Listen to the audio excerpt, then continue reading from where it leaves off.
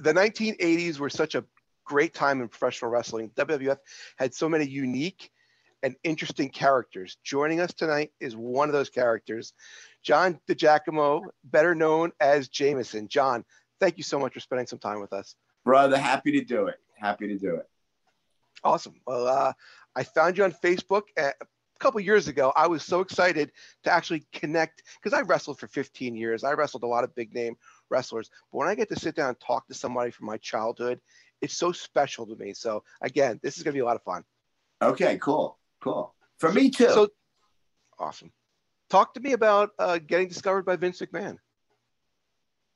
You know, it was just right time, right place. I had just recently quit my job as I was on Wall Street. I was an benefits and pension designer for Wall Street clients, big hitters. And as a young man, I mean, I was making the big money, but it was not a healthy lifestyle for me because everything they say about Wall Street in the 80s is true. And it was just not a healthy place to be. So I had made good money, had a little bit socked away, and said, if I keep up this lifestyle, and I'm talking about cocaine, I'm going to die. So, one of the things everybody always told me I should do is be a stand-up comic. I was always the hit of the party, do crazy things. So I decided I quit my job on a Friday. I went and did my first open mic on a Tuesday, and I got my first professional gig like 4 or 5 days later and never looked back. So here I am doing stand-up, and friends of mine started this murder mystery company, which was very big at the time, talking about 1988. Yes, 1988. And it was a scripted show, but 50% of the show was improv. And my character just blew up in these shows. And Vince was at one of these shows and was looking for a guy who could think on his feet, could do improv. And I was playing Jameson at the time. In the show, in the murder mystery, I was that character that you've all seen. And Vince, I knew he appreciated me that night. I had him in hysterics in that when they call it the fourth wall comes down and you're actually talking to the audience. I recognized him, and he was red at times from laughing. So I introduced myself after the show. He told me what a great job I did. And I had this thought, wow, wouldn't it be great to work for him?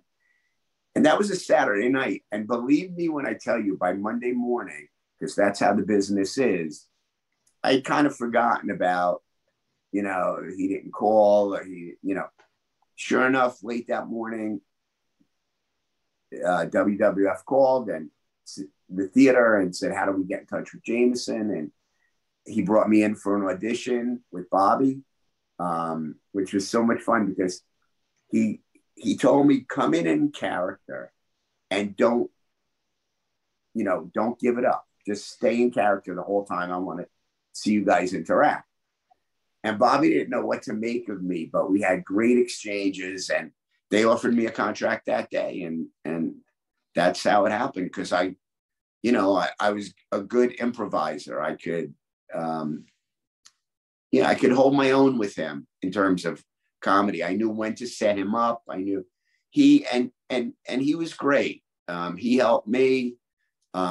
He really appreciated somebody that understood how to make him look good, but at the same time make the audience happy. And that's a long answer for such a short question. Oh, smoking a cigarette. So you got hired to be the co-host of the Bobby Heenan show. Like, that was your job, right? You were specifically hired to work with Bobby for that new show. It was such a shock to everyone involved in the show, because, you know, the reaction from the fan base, the reaction from the writers, producers, you know, they loved it, and USA canceled it. They said, we don't want it. At the time, that was the network that Primetime was running on. So we did 4 episodes, and that was it. And Vince said, I'll be in touch, you know, and they brought me back to be like an audience plant on Primetime. What can you tell me about Bobby Heenan when the cameras weren't on? A great guy, a great guy. You know, what's funny is, like, I broke him at times because I just think he wasn't used to, I don't know, there was stuff we had to reshoot because I would say something and he would break out laughing, and which wasn't good for where we're going. We were enemies. And I know Bobby had a lot of respect for my talent, and but he was such a great guy. He was one in a million. And I always say this about Bobby, that if he had decided to go to Hollywood instead of wrestling, he'd have been a star. He'd have been a star there too. He was that funny and talented, and but wrestling was in his blood, and he had made a nice living for himself just being Bobby. After he got out of his tights, the very next year he was the best voice in the business. Yeah, I always say Bobby Heenan is the best overall performer in the history of pro wrestling. There's not a close second. There's not. It's he's that far.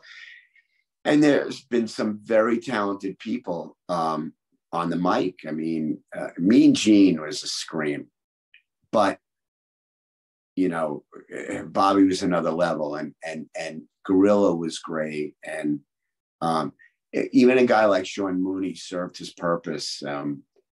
It was very good at what he did, and I think the biggest problem, as Bobby saw it, was there weren't enough of the wrestlers to hold their own in terms of improvisation and, you know, quick on their feet.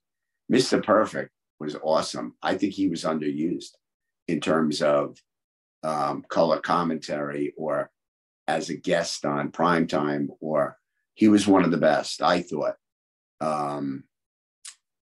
Yeah, I'm leaving people out.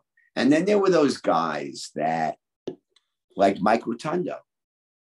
Mike is the sweetest guy you ever meet. And he played that IRS character freaking perfectly. Mike could have went to Hollywood. Was that talented. But anyway, and there were guys that were very, very good, but like 1 or 2 level. Hacksaw was a scream. You know, I mean, there were talented guys that just didn't. And you know, today it's a whole different business. I've watched a couple of telecasts, but there's not a lot of comedy there. And the wrestlers are